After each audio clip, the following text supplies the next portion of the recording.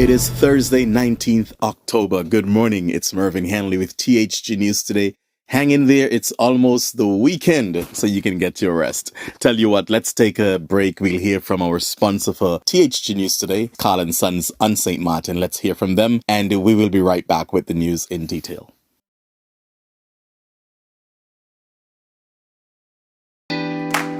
Colin Suns have been serving the people of St. Martin for over 40 years. And the food and service get better and better. From early morning, customers flock to the bakery for their favorite sandwiches, cakes, pastries, you name it. First thing at mornings and last thing at afternoons, folks rush to Colin Sun's for simply the best.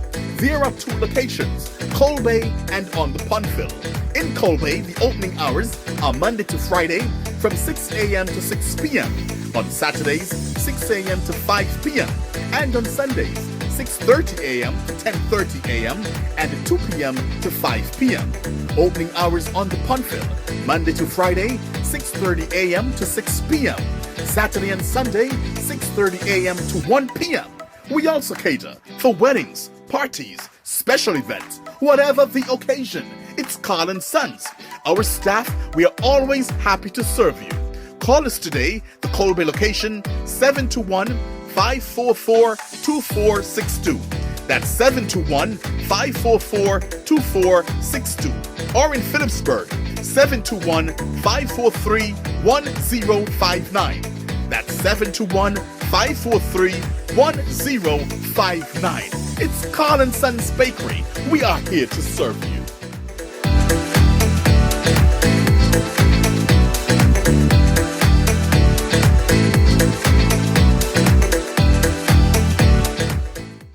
Less than a week after the Trinidad and Tobago Police Service said it had made the largest seizure of illegal firearms in the country's history in Santa Cruz, the law enforcement agency is reporting yet another major haul of illegal weapons in the same area.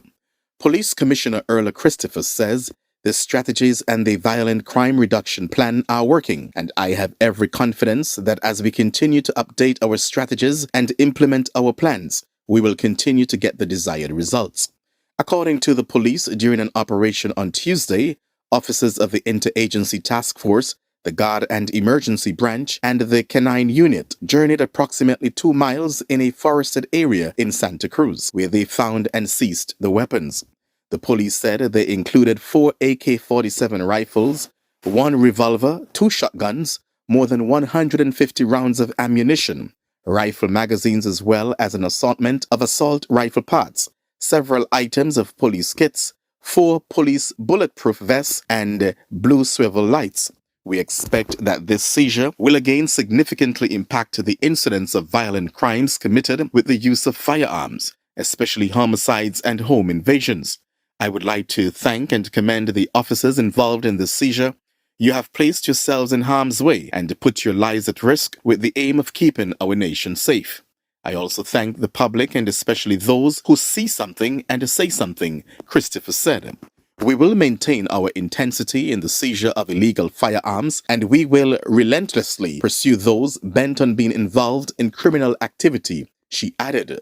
Last week, the weapons seized are classified among the deadliest of weapons, namely 13 firearms, including 2 AK-47 rifles, 2 Draco rifles, 1 M16 rifle, 1 Beretta submachine gun, and 1 precision 50 caliber rifle.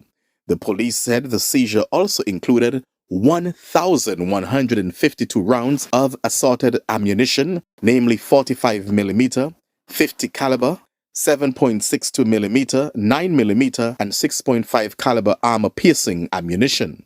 Several major firearm component parts were also seized, including 10 laser pointers, 23 rifle stocks, 53 trigger guards, 13 selectors, 15 triggers.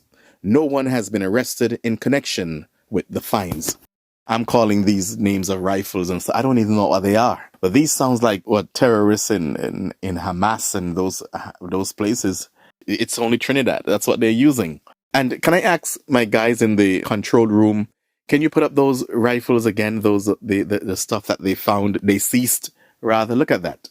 Just look at these things they have there to torture and to kill people and to Oh man, they're in Trinidad, huh?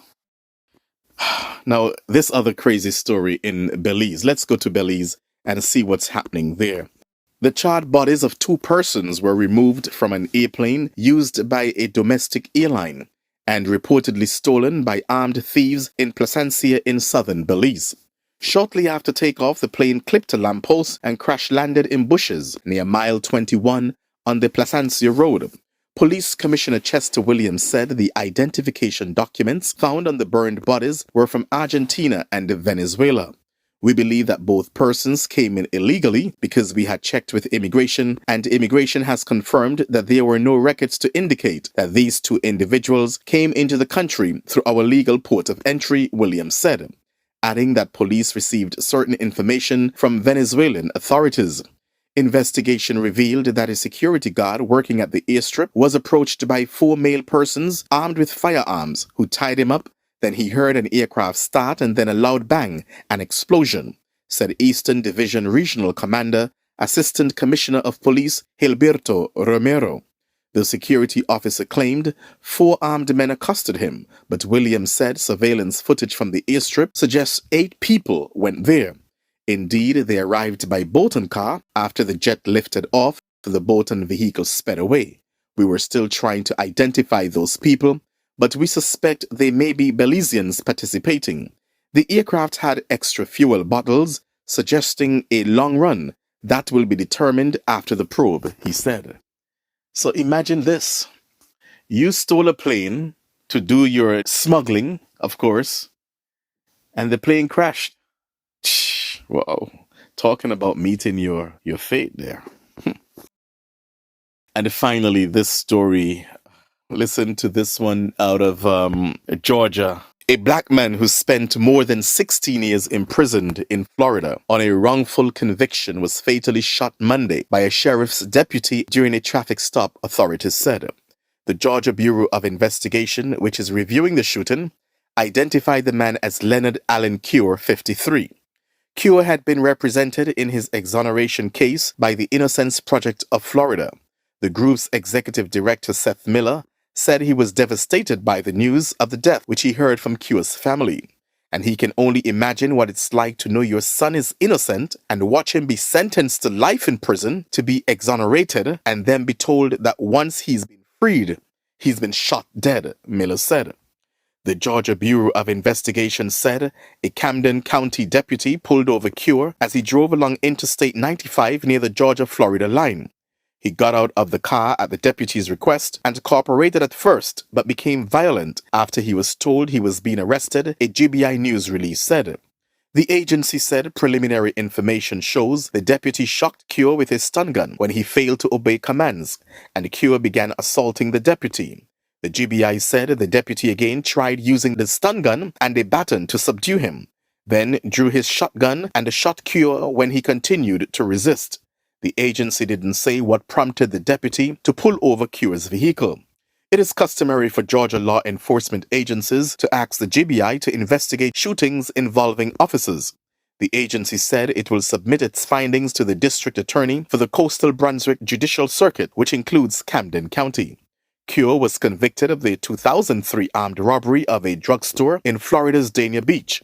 His conviction came from a second jury after the first one was deadlocked. Cure was sentenced to life in prison because he had previous convictions for robbery and other crimes. In 2020, the Broward State Attorney's Office, New Conviction Review Unit, asked the judge to release Cure from prison. Broward's conviction review team said it found troubling revelations that Cure had solid alibis that were previously disregarded and no physical evidence or solid witnesses to put him at the scene. An independent review panel of 5 local lawyers concurred with the findings. Cure was released that April after his sentence was modified. In December 2020, a judge vacated his conviction and sentence. I'm looking forward to putting this situation behind me and moving on with my life, Cure told the South Florida Sun-Centennial at the time. In June, Florida Governor Ron DeSantis signed a claims bill granting Cure $817,000 in compensation for his conviction and imprisonment, along with educational benefits. Cure, who lived in a suburb of Atlanta, received those monies only in August. Wow. Wrongful conviction. Came out of prison after being cleared. Moved out of Florida, went to Georgia. Shot dead. Life. Wow. It's crazy. I can't imagine what the family is going through at this time. After fighting for his release and fighting and maintaining that this man, their family member, was innocent all along. Do enjoy the rest of your Thursday. I'll be back with you tomorrow morning at 6 o'clock. I am Mervyn Hanley, and I'm wishing you a wonderful day.